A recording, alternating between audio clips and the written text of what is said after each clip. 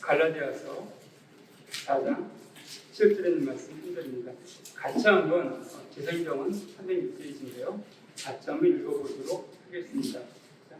그러므로 네가 이 입으로는 종이 아니고 아들이니 아들이면 하나님으로 말미암아 유업을 받을 자니라. 고맙습니다. 우리 이 본문을 가지고 Who are you? 두 번째 부제로는 나는 누구인가? 라는 제목의 말씀을 나누려고 합니다. 제가 지난번에 Who are you라는 그 제목 부제로는 예수님은 누구이신가? 라는 제목의 말씀을 나눴습니다. 그러니까 우리가 믿고 의지하고 따르는 그 예수님, 가장 많이 말하고 있는 그 예수님이 어떤 분인가 나눠서 한다면 이제는 그 예수님을 믿고 따르는 내가 누구인가를 같이 나누려고 합니다. 물론 우린 나름대로 내가 누구인지에 대해서, 성도의 신분에 대해서 많이 듣고 알고 있습니다. 물론 수십 가지 우리가 내용을 들 수가 있고 또 여러 가지 것들을 우리가 이미 알고 있다라고 여겨집니다.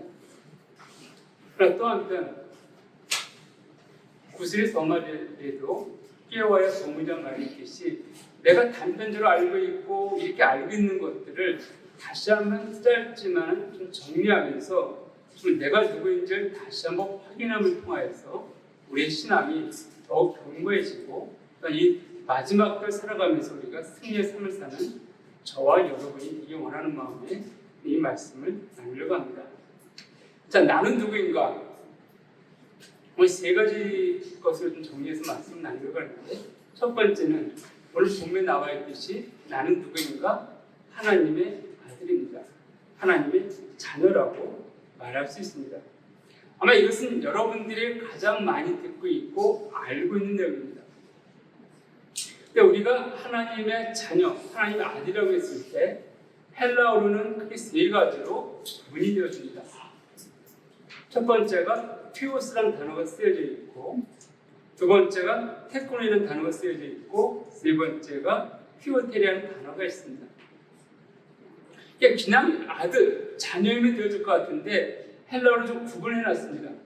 저로 휘오스라는 단어를 쓰게 되어지면 그냥 말 그대로 하나님의 아들, 이런 개념입니다.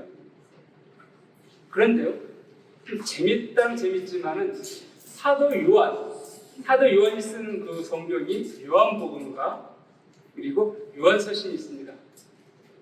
거기에 보게 되어지면 이 피오스라는 단어, 우리가 믿음으로 말미암아 하나님의 자녀가 되었다, 하나님의 아들이 되었다라고 고백하고 있음에도 불구하고 사도 요한은 그의 서신에서 이 피오스라는 단어를 믿는 자들에게 사용하지 않았습니다.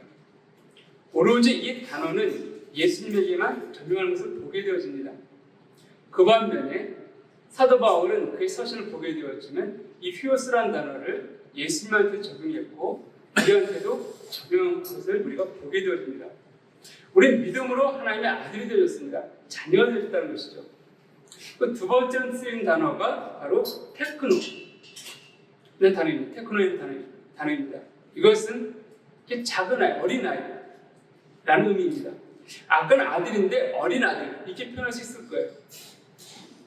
그래서 이 사도 요한을 다시 말씀드리면 사도 요한은 그의 서신에서 바로 믿는 자들을 이 테크노, 좀 정확히 말하면 테크니온, 어린아이라는 단어를 사용해서 표현한 반면에 우리 예수님한테는 피오스라는 단어만 사용한 것을 보게 되어집니다. 이 차이가 별거 아닌 것 같지만 한편 생각해 보게 되어지면 예수님은요, 비록 우리처럼 그 육신의 입고 이 땅에 오셨지만 그리고 우리와 마찬가지로 어머니 말의 도우심을 받고 말의 젖을 먹고 좀 자라났습니다. 분명히 어린아이 시절이 있었다는 것이에요. 그럼에도 불구하고 이 사도 요한이 보았을 때 예수님은 완전한 하나님이시고 완전한 사람이셨습니다. 단순히 나이가 어린 그런 개념이 아니라 그분은 완전하신 분이라는 거예요. 그 반면에 우리들은 구원받았다 할지라도 여전히 어린아이에 멈춘 자들입니다. 그리고 에베소에 보게 되어지면 그리스의 장성 분량이 충만할 때까지 이르라 이렇게 말씀하신 것을 우리가 알게 되어집니다. 그러니까 우리가 구원받았지만 하나님의 자녀가 되어졌지만 우리는 자라야 될, 즉 우리 아직 어린아이는 테크닉 어린아이이기 때문에 조금 더 자람이 필요한 그런 존재로 사도 요한은 그 피우스라는 단어와 믿는 자와 예수님을 구분한 것을 보게 되어집니다. 아마 그것은 제가 생각하기에는 사도 요한은 3년 반 동안 주님과 동행하면서 함께 있기 때문에 감히 그 하나님과 자기를 동격으로 피우스라는 단어를 사용하기에는 스스로 마음이 좀 어려움이 되지 않았을까? 자기를 낮추기 위해서 아마 그 단어를 쓴 것이 아닌가라고 여겨지는데, 어쨌든 간에 그럼에도 불구하고 사도 바울은 이 피우스라는 단어를 예수님과 우리에게 번갈아 사용했습니다. 사실 예수님과 우리가 차이가 있다면 하나밖에 없다라고 성경은 말하고 있습니다. 그게 무엇인가 하면은 히브리서 2장에 보게 되어지면, 제가 가끔 드렸던 말씀이죠. 히브리서 2장 11절을 보게 되어지면 거룩하게 하시는 이와 거룩하게 함을 입은 자들이 다 한 그늘에서 난지라. 그러므로 형제라 부르시기를 부끄러워하지 아니하셨다라고 말씀하고 있습니다. 거룩하게 하시는 이와 거룩하게 함을 입은 자. 거룩하게 하시는 이 누구입니까? 예수 그리스도이십니다. 거룩함을 입은 자는 누구입니까? 우리예요. 근데 이들이 거룩하게 하시는 이와 거룩함을 입은 자들이 한 근원, 하나님으로부터 생겨난, 하나님으로부터 나왔다고 말하고 있습니다. 그렇기 때문에 형제라 부르기를 부끄러워하지 않았다. 이 말씀은요, 예수님과 그 생명, 그것은 바로 구원받은 우리의 생명과 동일한 생명인 것을 성경은 말해주고 있습니다.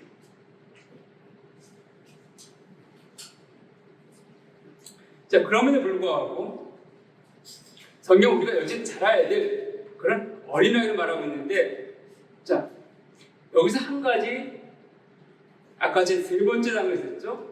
피오테리아라는 단어가 있습니다. 이 단어는 어떤 단어입니까? 양자라는 의미를 갖고 있습니다. 양자. 분명히 피오스는 아들, 그리고 테크니온, 이것은 어린아이. 근데 이 피오테시아, 이것은 피오스에서 나온 단어입니다. 근데 이것은 양자. 우리가 잘 알고 있죠? 입양했다. 즉 우리가 믿음으로 우리 하나님의 자녀가 되어졌다, 입양됐다, 양자 되어졌다, 우리 이렇게 말하고 있습니다. 근데 성경은요, 이 양자된 것에 대해서 크게 강조하고 있지 않습니다. 즉 우리가 이 시대에도 보게 되었지만 입양하는 가정들이 꽤 많이 있습니다. 사실 여러 가지 상황이 있겠지만은 자녀를 키우지 못하고 보원에 맡기거나 이런 아이들을 입양하는 가족들이 꽤 많이 있습니다. 제 주변에도 몇 가정이 있습니다. 근데 최근에는 좀 나아졌지만 예전에는요, 입양했다면 그걸 속였습니다. 마치 입양하지 않은 것처럼, 마치 내가 낳은 것처럼 했던 시절이 참 많이 있었습니다. 그러니까 그 자녀들도 내 부모는 생물학적 부모인 줄, 그 입양했음에도 불구하고 자라나면서 이 부모들은 양부모가 아니라, 입양한 부모가 아니라 나와 생물학적으로 관계가 있는 그런 부모로 믿고 자랐던 것을 우리가 예전에는 그랬던 시절이 있었습니다. 근데 지금은 좀 많이 이렇게 상황이 좀 바뀌어서요, 입양했다는 것들도 알고 있고 그런 시대가 좀 되어졌지만은, 어쨌든 성경은요, 우리가 입양된 자임에도 불구하고 그것을 크게 강조하지 않습니다. 근데 왜냐하면은 마치 이 시대 상황을 좀 살펴보게 되어지면 조금 더 공감이 되실 터인데, 이 당시에 로마에서는요, 입양이 좀 흔히 있었던 일들이기도 합니다. 왜냐하면은 이 당시에 지금은 또 좀 그렇긴 하지만은 예전에는 로마 시대에는 가문이라는 것들 굉장히 중요시 여겼습니다. 가문 중심의 정치가 되어졌던 시기예요. 그러다 보니까 자기의 자녀가 똘똘하고 좀 뭔가 무술도 잘하고 이런 사람이 있어야지만이 자기 가문을 지켜 나갈 수가 있습니다. 근데 내 아이가 좀 보니까 똘똘하지 못해요. 별로 비실비실해요. 이렇게 되어지면은 과연 이 아이가 이 가문을 이끌 수 있을까? 고민하게 되어지고요. 그래서 어떻게 되어집니까? 주변에서 좀 똘똘하고 좀 잘 키울 만한 아이, 좀 내 일을 맡길 만한 그런 아이를 입양해서 후사를 삼습니다. 갈라디아서 4장에 보게 되어지면 우리가 여기가 어릴 때 초등학문 밑에 초등학문 밑에 있다가 장성하면 이제 뭐죠? 나이가 드니까 이제 조금씩 딱 건강한 아니 그게 아니라 초등학교 교사에 있다가 우리가 성인이 되어지면 아들을 데린다 이렇게 말씀했죠. 그러니까 이 로마 시대에서는요 18세가 되기까지는 아버지의 어떤 권한이나 권리도 물려받을 수 없습니다. 유업을 물려받을 수가 없어요. 그러니까 그때까지 초등교사 밑에 있다가 계속 그 지켜보는 것이에요. 과연 이 아이가 이 가문을 이끌 만한 아이가, 과연 이 아이가 내 재산, 내 명예 이것들을 지킬 만한 아이인가 보고서 맡기는 것이에요. 지금은 태어나면 자연스럽게 이건 뭐 부모 자식 관계도 있고 내 유산을 타식에 물려주지 않으면 큰일 나지만은 이 당시엔 그러지 않았습니다. 근데 그랬던 이 시기에 또 한 가지는 이 당시 로마 문화가 굉장히 성적으로 타락을 했습니다. 근데 그 타락은 지금도 우리가 많이 타락하면서 고백하게 되었지만 이 당시의 타락은 굉장히 심했습니다. 그래서 근친상간도 굉장히 많이 있었고요. 그런 결혼들도 많이 이루어졌습니다. 그러니까 상류층은 남자이든 여자이든 이런 관계는 난잡했다는 것이에요. 그러니까 비록 내 아내가 아이를 가졌다 할지라도 심지어 그 아이가 내 아이라는 확신할 수 없는 이런 시대이게 됐습니다. 그 정도로 굉장히 타락하고 문란한 시대였어요. 그러다 보니까 내 아이라는 개념이 지금과 같은 것보단 굉장히 옅었습니다. 그래서 우리가 아까 말씀드린 대로 내 아이가 똘똘한 것 같지가 않아요. 얘가 내 아이인지 아닌지 지금 유전자 검사할 수 있는 것도 아니고 그러다 보니까 주변에 똘똘한 거 이런 있으면은 양절 삼아갖고 지켜보다가 정말 맡길 수 있다면은 자기 가문을 맡겼던 이런 시대입니다. 그러니까 양자라는 개념이 이 본아들 친자에 비교해서 결국 뒤떨어진 이런 관계가 아니라는 것이에요. 그러니까 사도 바울이 양자라는 관계 별로 쓰지 않았던 것도 이런 이유가 포함되어 있습니다. 그러니까 하나님 보시기에 우리는 그런 존재들이에요. 예수님과 조금 더 비교해서 떨어지지 않는 그런 존재를 우리를 보고 있다라고 우리가 알 수가 있습니다. 왜냐하면 같은 생명을 가진 자이기 때문에 그렇습니다. 그러니까 우리 하나님 자녀라는 것들 가벼운 것이 아닙니다. 가벼운 것이 아닙니다. 이런 자녀란다면은 자녀의 삶이 있습니다.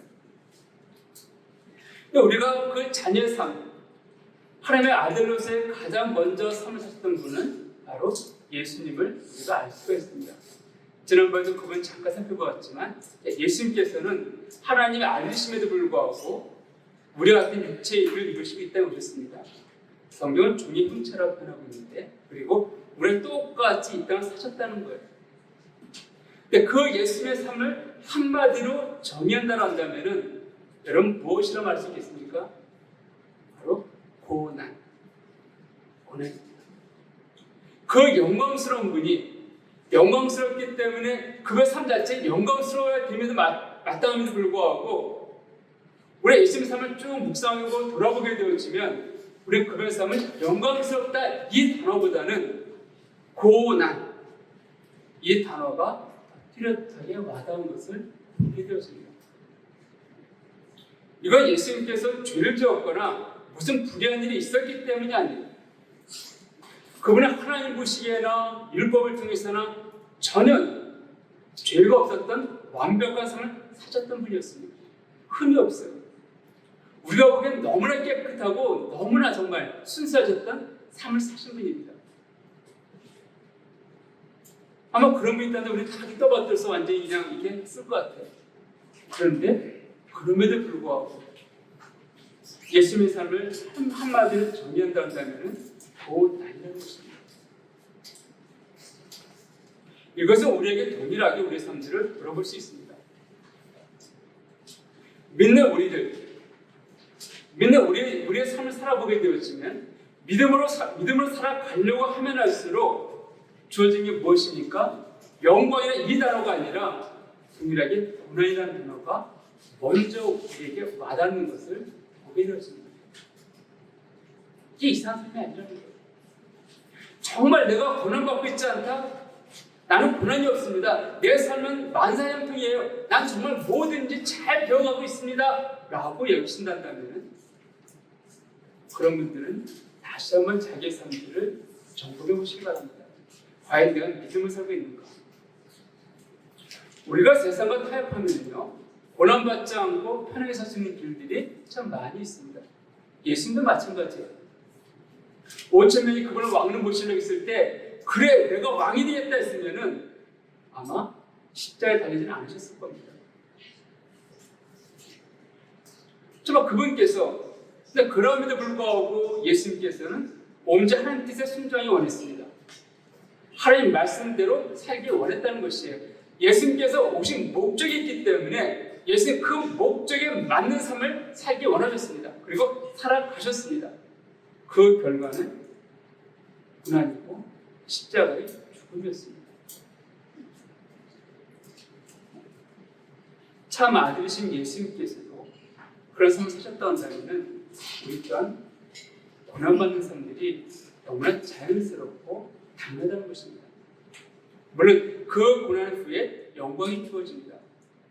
이 시간 예수 그리스도께서 부활하시고 하나님 보좌 우편에 앉아 계신 그 영광스러움이 우리 주님에게 주어진 것처럼 동일하게 우리에게도 영광의 멸류관이 예비되어져 있고 주어질 것을 성경은 말하고 있습니다.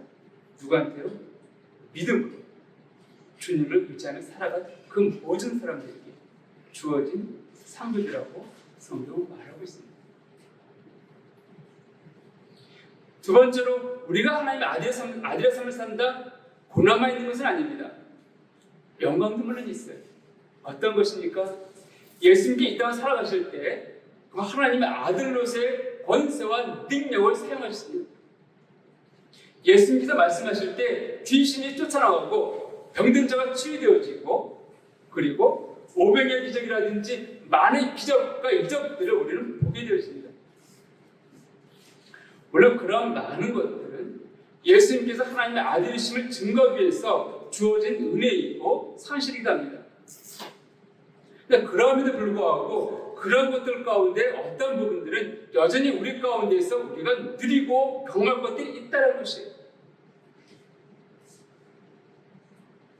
대표적인 것을 한번 본다면 예수님께서 어느 날 무화과나무를 보시고 나오는 말합니다. 뭐 먹을 것이나 해서 가서 보았는데 열매가 없어요. 그래서 저주하십니다. 너는 앞으로 열매 맺지 못할 것이다. 그 다음날 제자들이 가서 오다 보니까 그 나무가 바짝 말라 있는 거예요. 예수님이 묻습니다. 주님께서 어저께 말씀하신 이 나무가 정말 이렇게 바짝 말라 있습니다. 예수님이 너희는, 나를 믿는 너희는 이보다 더 큰 일을 하게 될 것이다 이렇게 말씀하셨습니다. 우리한테 하나님의 양자된 우리 보고 더 큰 일을 할 것이다 라고 말씀하셨습니다. 자, 예수님이 하신 일을 봅시다. 병자를 고쳤습니다. 귀신을 쫓아냈어요. 죽은 자를 살리셨습니다. 5,000명을 먹이시고 4,000명을 먹이시고 파도를 잔잔케 하셨습니다. 도저히 나하고 비교할 수 없는 것 같아요. 어떻게 그런 능력 있는 삶을 사시는 분하고 내가 더 큰 일을 할 수 있다라고요? 아멘이 되지 않습니다. 여러분 어떠십니까? 아멘이 되십니까? 나보다 더 큰 일을 할 수 있겠다는 말씀하셨는데 아멘이 되시나요? 그런데요, 주님 말씀은 거짓말일까요? 아니죠. 실제로 우리 그런 삶을 살고 있고 살고 있습니다. 내가 모르기 때문이에요. 능력을 사용하지 않았기 때문입니다. 성경을 보게 되어지면, 사도행 2장을 보게 되어지면 사도 베드로가 말씀을 전합니다. 너희가 회개하고 준선을 받으라. 그 성령 선물로 받으리라. 외칩니다. 복음을 전해요. 그럼 몇 명이 구원받았습니까? 3,000명. 사도행전 5장에 가게 되어지면 그럼 5,000명 구원받았다라고 성경은 말하고 있습니다. 자, 한 영혼이 천하보다 귀하다라고 주님 말씀하셨습니다. 천하보다 귀한 그 영혼, 그 영혼을 3,000명 보내고 5,000명 보냈다란다면은 우리 예수님 계실 때 몇 명 보낸지 아십니까? 그게 많지 않아요. 그게 많지 않아요. 1,000명 안 됩니다. 예수님 때 구원받은 사람들은. 근데 3,000명을 구원하고 5,000명을 구원했다? 3,000명을 먹이고요. 4,000명을 먹였다 할지라도 한 영혼을 구하는 것보다 그 값어치가 떨어진다고 성경 말하고 있습니다. 왜요? 한 영혼의 값어치는 5천하보다 귀하다라고 말씀하기 때문이에요.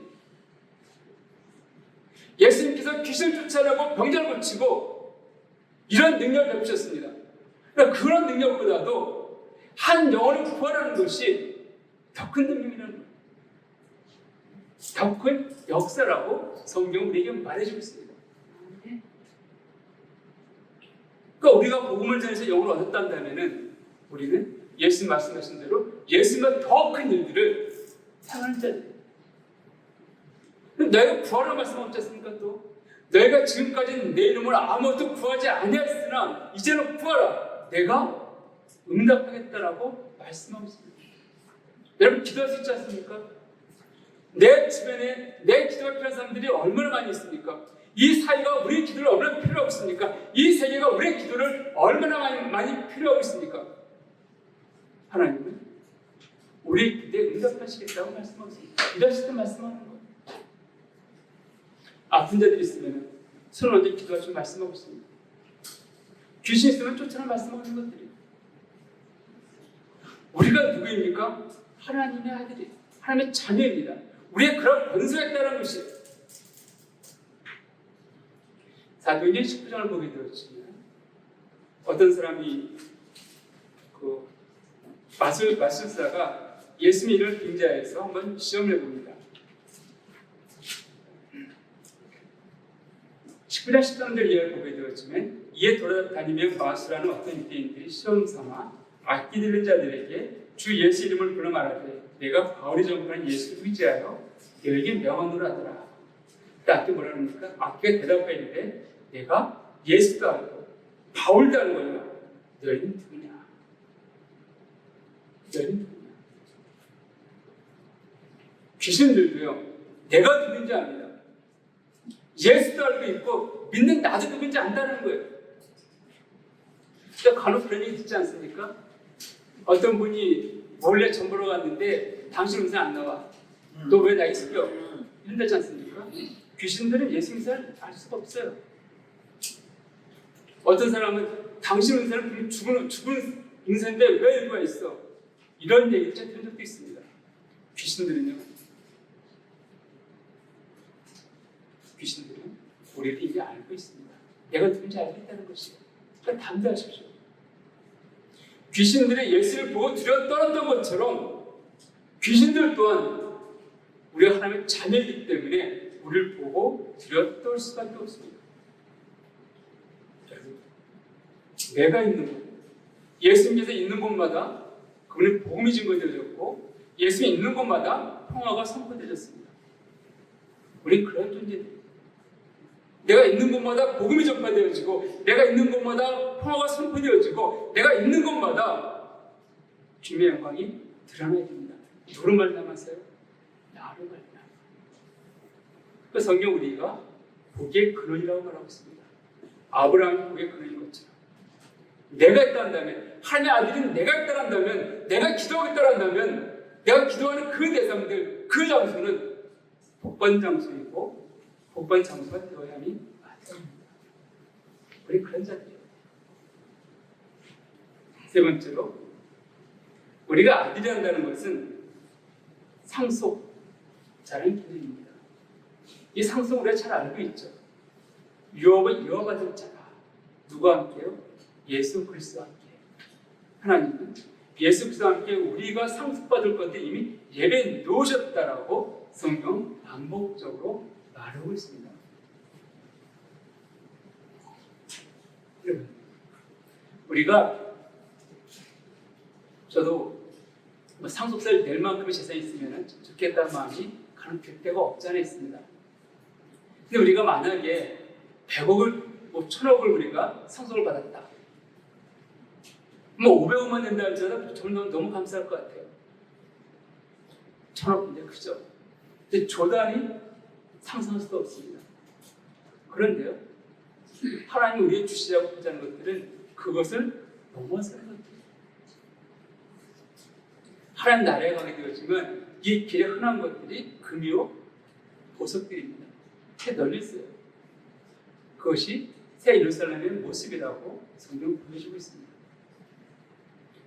그러니까 크게 가치가 없어 보여요. 너무 많기 때문에.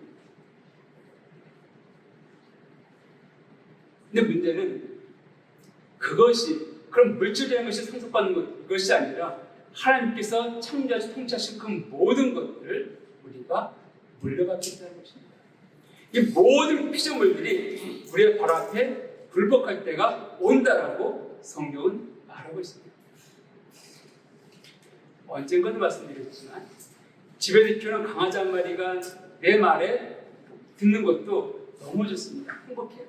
손잡으면 손을 주고 있고 앉으면 앉고 있고 누우면 누워 너무 행복해 보게 되어지거든요.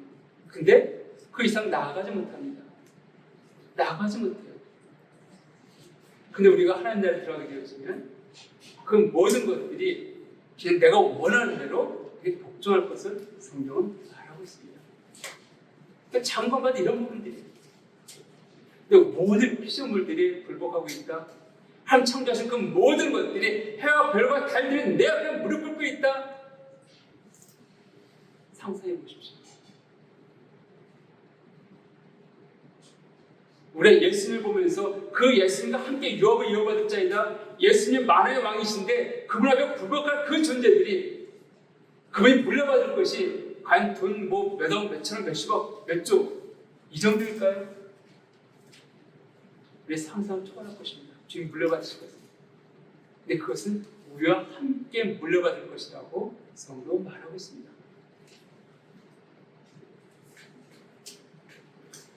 우리 이 사실을 알아야 됩니다. 우리가 이 사실을 잊고 살기 때문에 이 땅을 살아가면 너무나 쉽게 좌절하고 난무할 때가 있다는 것이에요. 여러분, 왕자와 거지라는 그 동화 알고 계십니까? 잘 아시죠? 거기에 주인공 에드워드 티턴이라는 사람이 나옵니다. 에드워드 티턴. 근데 이것은요, 왕자와 거지는 픽션이 아니라 논픽션입니다.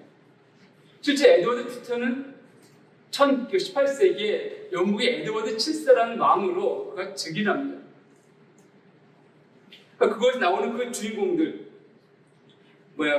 톰 켄시라는 그 거지였었죠. 거지로 표현되죠. 아직 거지는 아니었었는데 하층민이었죠. 그리고 마일스탠드라는 이 사람은 그 에드워드 7세가 왕이 되고 난 다음에 백작의 그 직위를 받습니다. 백작은 굉장히 귀족적인 귀족의 칭호를 받는 거예요. 근데 내용을 알고 계시겠지만 어쨌든 이 왕자가 어떤 거지의 복장 나간 때부터 핍박받죠. 병기병한테. 근데 이 왕자가 어떻게 다시 왕위에 올라갈 수 있었는가? 누구도 그 아이를 그 왕자임에도 불구하고 왕자를 인정하지 않았습니다. 심지어 함께 따랐던 마일챈드라는 사람도 후에 백작이 되었지만 이 아이가 아주 귀여우니까 그리고 불쌍하고 또 어쨌든 나름 분들도 있고 해서 그를 도와주고 지켰던 보여줬던 것이지 이 아이가 진짜 왕자라고 여기기 때문이 아니에요. 그 누구도 이 에드워드 티턴을 이 사람을 왕자로 여긴 사람은 한 명도 없었습니다. 단 거지였다가 왕자심을 바뀌었던 톰 켄시, 지금 왕궁에 들어있죠. 그리고 이 왕자. 근데 어떻게 이 에드워드 티턴이 왕이 올 수 있었습니까? 끝까지 자기의 정체성, 내가 누구인지를 잊지 않았습니다. 타협하지 않았다는 것이에요. 만약에 그가 그 삶을 살다가 너무 힘들어하고 어느 순간에 끈을 놓아버리고 그래 나는 더 이상 왕자를 복귀할 수가 없어 희망을 놓았다 한다면 아마 그는 평양에 살다가 죽었을 것입니다. 누구도 그렇게 기억하지 않았을 거예요. 그러니까 그는 어려운 상황 가운데서도 내가 누구인지 잊지 않았습니다. 마찬가지. 내가 누구입니까? 하나님의 자녀입니다. 내 아버지가 누구입니까? 만왕의 왕이시고 모든 창조하신 창조자 하나님. 그걸 바로 내가 아버지로 고백하고 있습니다. 내가 그런 존재라는 거예요. 근데 무엇이 두렵습니까? 무엇을 염려했습니까? 무엇을 근심하고 있냐는 거예요. 우리 아버지가 능력이 없기 때문에 염려하시고 근심하십니까? 하나님이 우리의 상황을 모르시는 분이 아닙니다. 어느 부모가 자기 자녀에게 관심이 없을 거예요. 늘 말씀드리지만 하나님은 그 어떤 존재보다도 우리를 사랑하시고 있고 우리 일거수일투족을 지켜보시고 바라보시는 분입니다. 다만 하나님이 원하시는 그때 그 시기가 있기 때문에 기다리고 있는 거예요. 그다 그분이 뒤손지고 있는 거 아니에요. 나름 그분께서는 하나님의 방법들로 우리를 지키고 보호하고 인도해 나가시는 것들을 우리가 알 수가 있습니다. 다시 한번 말씀드립니다. 내가 누구입니까? 하나님의 자녀입니다. 모든 피조물들 무릎 꿇기는 그 하나님을 아버지로 고백하는 그런 존재가 나입니다. 그거 두려워하지 마십시오. 그건 낙심하지 마십시오. 소망이 없다고요? 소망은 원래 내게 소망이 없습니다. 누구한테 소망이 있습니까? 하나님께 있습니다. 나를 보면 무슨 소망이 있나요? 내 본 보면 뭐 늙어지고 힘없고 뭐 아픈 데밖에 없고 이게 우리의 모습이에요. 나에게 소망이 없습니다. 나를 보지 마세요. 오직 하나님께만 소망이 있어요. 이게 믿는 자들의 특권이에요. 자, 두 번째로는 나는 누구인가? 예수님의 친구입니다. 하나님의 친구. 요한복음 15장에 보게 되었으면 예수님께서 말씀하시죠. 제가 읽어드리겠습니다. 요한복음 15장 13절부터 읽어드리면 사람이 친구를 위하여 자기 목숨을 버리면 이보다 더 큰 사랑이 없나니 너희는 내가 명하는 대로 행하면 곧 나의 친구라. 이제부터 너희를 종이라 하지 아니하리니 종은 주인이 하는 것을 알지 못하느라. 너희를 친구라 했느니 내가 내 아버지께 들은 것을 다 너희에게 알게 하였습니다. 아버지께 들은 것을 다 너희에게 알게 하셨다. 더 이상 예수님과 우리 관계에 비밀이 없다. 이런 말씀입니다. 자, 친구.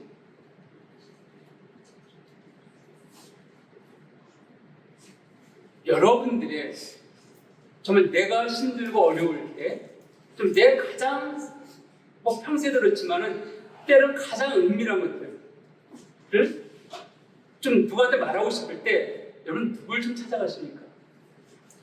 주의자면 누굴 찾아가시죠? 가장 힘든 일이 있을 때 가장 쉽게 말할 상대 누가 있죠? 친구예요. 사실 우리 주변에 보면 어른이 그런 말씀하실 때 여행 갈 때 누구랑 같이 갈 것인가? 그것이 그냥 뭐 차 타고 이런 관광이 아니라 정말 힘든 어떤 길을 한다면은 부모랑 갈 것인가? 영적인 인도자랑 갈 것인가? 친구랑 마음 맞는 친구랑 갈 것인가? 이제 부모랑 가면 편한 것은 있습니다. 그럼에도 불구하고 부모랑 가면은 며칠은 참 좋겠지만 시간이 지날수록 갈등과 다툼이 생기는 것들도 있습니다. 가치관의 차이겠죠. 또 영적인 인도자 가게 되어지면은 아마 그 어느 시간 동안에 영적인 교훈들을 받고 있고 도움을 많이 받을 것입니다. 그럼 그것도 한계가 있죠. 어쨌든 인도자는 가르치려만 하고 있고 그러면 그것도 지침이 있습니다. 그런데 친구랑 가면은요, 같이 밥을 해 먹어도 엄마랑 가면은 엄마 다 해줘요. 내가 다 이릅니다. 근데 친구랑 가면은 같이 해야 돼요. 몸이 힘듭니다. 그래도 뭐가 필요해요? 마음이 필요합니다. 마음이 필요해요.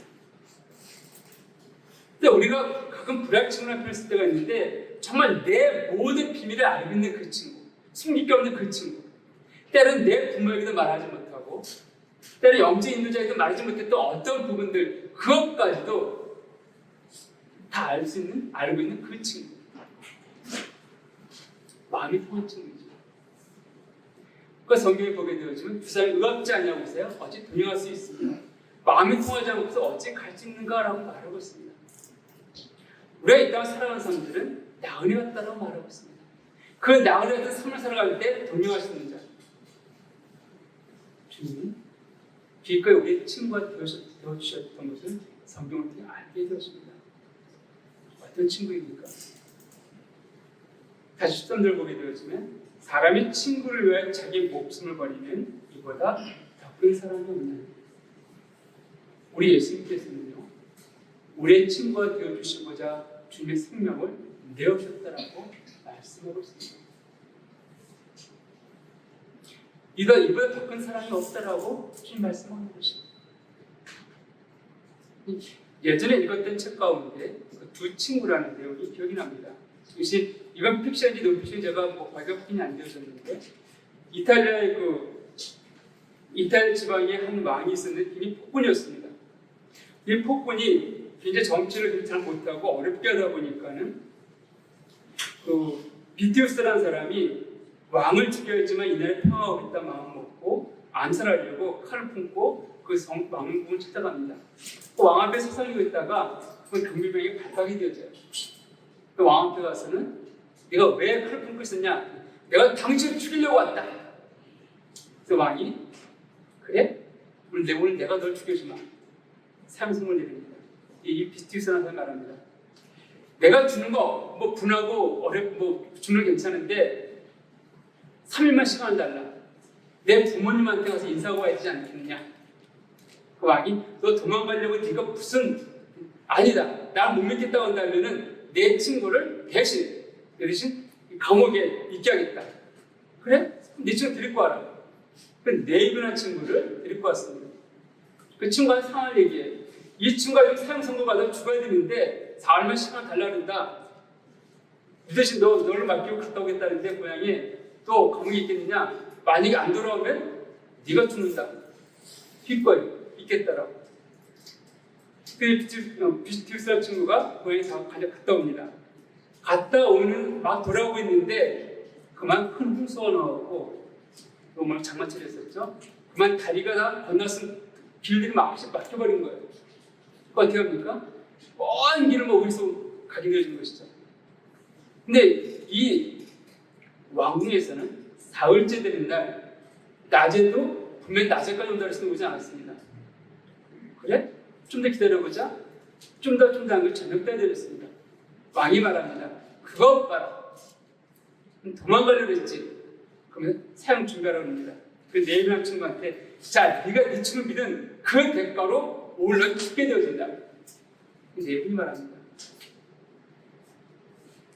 그 친구는 돌아오지 않은 친구가 아닙니다. 못 돌아온다 할지라도 그런 이유가 있기 때문이지 난 절대 원망하지 않고 그 친구는 그런 친구가 아닙니다. 끝까지 믿어봐라 합니다. 그 왕이 사형 집행을 선언합니다. 그리고 막 집행하려고 할 때 이 비티우스가 뛰어들어옵니다. 옷이 막 남는 상태에서 상황을 얘기합니다. 내가 오려고 했는데 저쪽 날 큰 비가 내려가고 간신히 내가 건너시켜 왔습니다. 내가 왔으니까 내 친구를 살려주십시오. 왕이 그 얘기를 듣고 감명을 받아 정말 이렇게 서로 믿고 의지한 친구가 있었는가?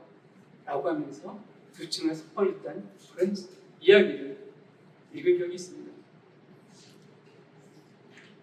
사실 그것이 쉽지 않은 것들입니다. 그런데 우리 주님은 기꺼이 우리를 친구 삼으시고자 주님의 생명을 내어놓으셨습니다. 그런 친구와 우리가 감추이고 가릴 것이 무엇이겠습니까? 주님께서는 그분 영적인 리더로서 영적인 부모로서 우리가 동행할 수 있습니다. 그럼에도 불구하고 우리 주님께서는 그런 호칭이 아니라 친구로서 우리 옆에 있기 원하시는 거예요. 가장 마음을 나누고 사랑을 나눌 수 있는 그 친구. 내 안에 있는 것들을 다 털어놓을 수 있는 시시콜콜한 것부터 시작해서 정말 마음속에 있는 것까지도.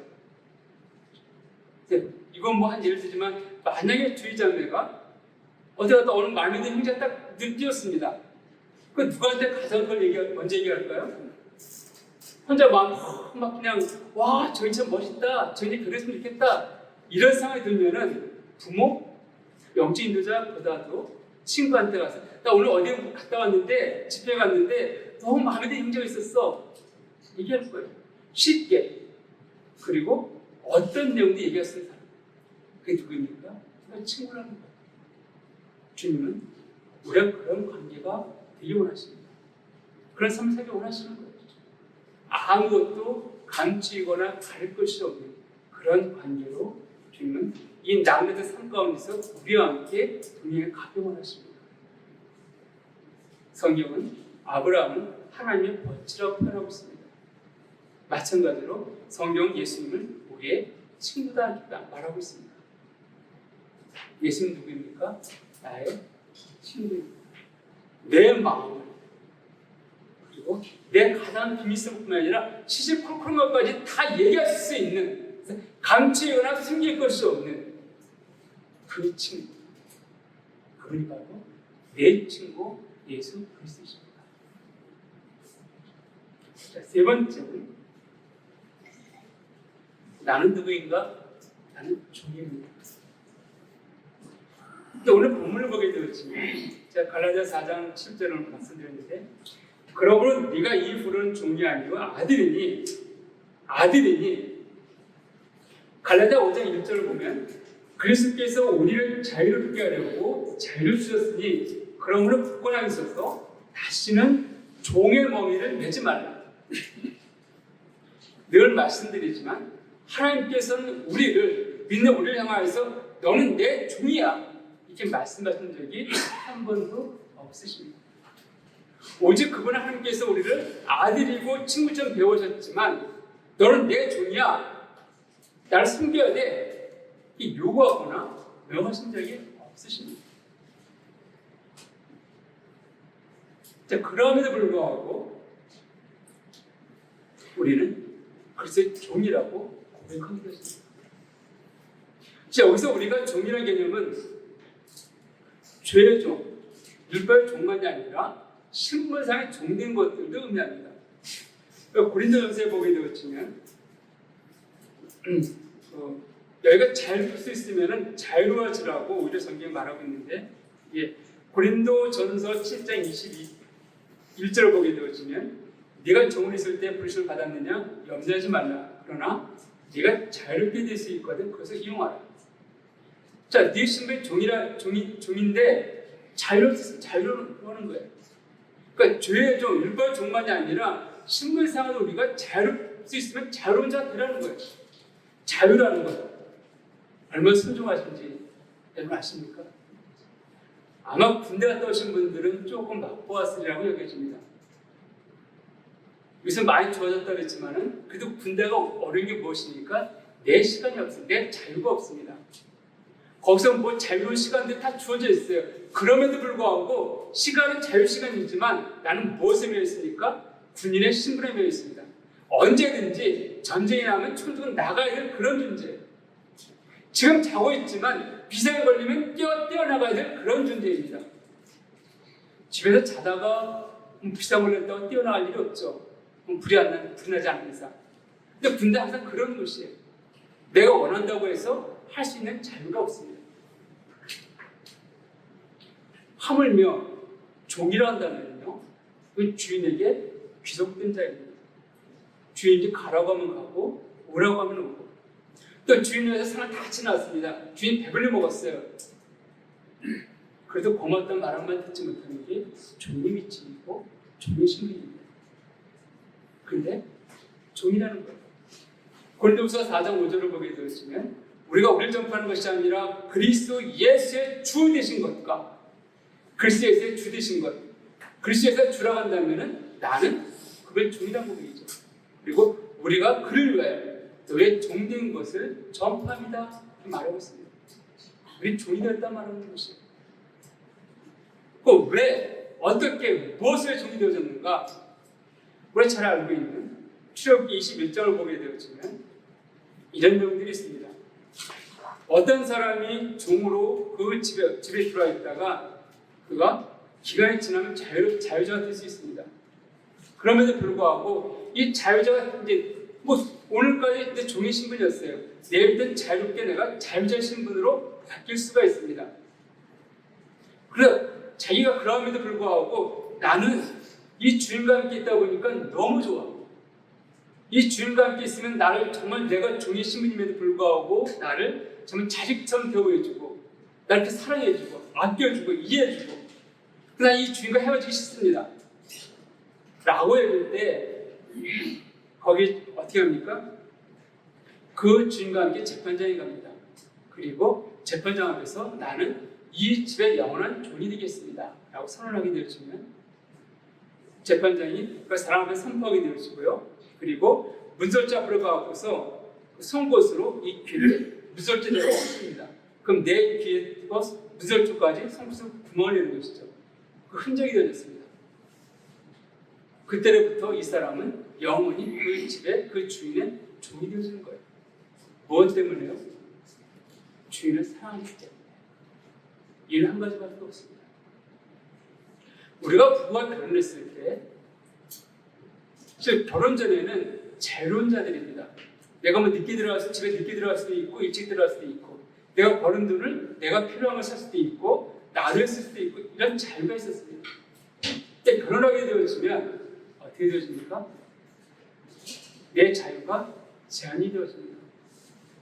내가 벌었던 그 돈들이 나를 위해서가 아니라 이제 가정, 우리를 위해서 쓰여지기 시작합니다. 내가 안 되죠. 매이게 되어집니다. 그럼에도 불구하고 그 신혼 때 그 삶, 정말 내가 뭐 나 혼자 살 때 12시에 들어가고 1시에 들어가도 누가 무리할 사람이 없었는데 결혼하게 되어지면 땡! 하면 집을 들어야 돼요. 끝나자마자 집을 달려라 그럽니다. 늦게 들어가면 아내가 뭐라 그럽니다. 월급 받아갖고 내가 저는 취미생활 이렇게 쓰고 싶어 썼던 것들을 이제 아내가 쓰지 말라고 합니다. 그럼 어떻게 합니까? 인정하고 또 아내에게 생활비를 다 맡기게 되어집니다. 이게 정상적인 것이죠. 아내 또한 결혼하기 전에 집에서 자기 부모가 차려준 밥만 먹고 있었습니다. 근데 결혼하니까 자기가 음식 솜씨 없음에도 불구하고 칼질을 하면서 손에 다쳐가면서 남편을 위해서 음식을 만듭니다. 왜요? 왜 그일하고 있습니까? 사랑으로 매였기 때문에. 사랑하기 때문에. 그 일을 수고해서 하지 않습니다. 그 일이 힘들지 않는 거예요. 사랑하기 때문에 그렇습니다. 힘드세요? 그렇습니다. 여러분, 우리가 글쎄 좋은 일이 있습니다. 무엇 때문에요? 주님을 사랑하기 때문에. 이거밖에 없습니다. 우리 사랑하기 때문에 좋은 일이 있습니다. 그래서 우리는 그분의 원하는 대로, 그분 메인 대로 우리는 행할 수밖에 없습니다. 왜냐하면 주님께서는 우리를 위해서 가장 합당한 삶들을 인도하시기 때문입니다. 우리는 매일 땅에서 그분은 불의한 주인처럼 우리는 막대하지 않습니다. 우리를 가장 선한 길, 가장 편하고 아름다운 인도에 나오시는 것들을 보게 되어집니다. 결혼을 시켰습니다. 제가 처음에 아들이라는 단어를 말씀드리면서 세 가지 단어를 언급했습니다. 피오스와 페코노가 피오데시아, 아들, 어린아이, 그다음에 양자. 근데 어린아이를 표현하는 단어가 또 하나가 있습니다. 그건 뭐냐면 프로스라는 단어입니다.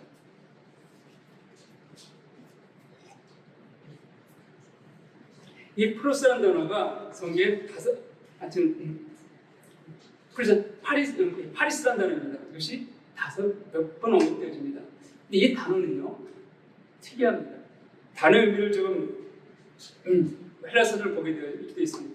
혈통과 관련해서는 아들을 표현한 단어이고요. 사회적 신분과 관계에서는 종이란 고통을 표현한다고 되어 있습니다. 혈통과 관계에서 아들이라는 단어, 아들을 의미할 때 이 파리스라는 단어가 쓰여졌습니다. 그러니까 동일하게 그 파리스라는 단어가 사회적 관계, 신분과 관계에서는 종으로 언급되었습니다. 한번 뭐 이런 거 살펴볼게요. 누가복음, 요한복음 찾아볼게요. 요한복음 4장 56절을 보게 되었지만 내려가는 길에서 그 종들이 오다가 만나서 아이가 살았다 때 이 아이가 파리스라는 단어였습니다. 뭐 하나 더 한다면 누가복음 2장에 보게 되었으면 2장 43절에 누가복음 2장 43절에 그 날들을 마치고 돌아갈 때 아이 예수는 이 아이가 파리스라는 단어였습니다. 아이로 자녀 표현되어 있죠.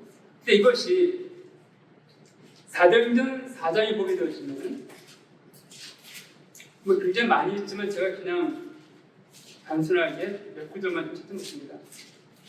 4장 26절, 27절 보게 되었죠.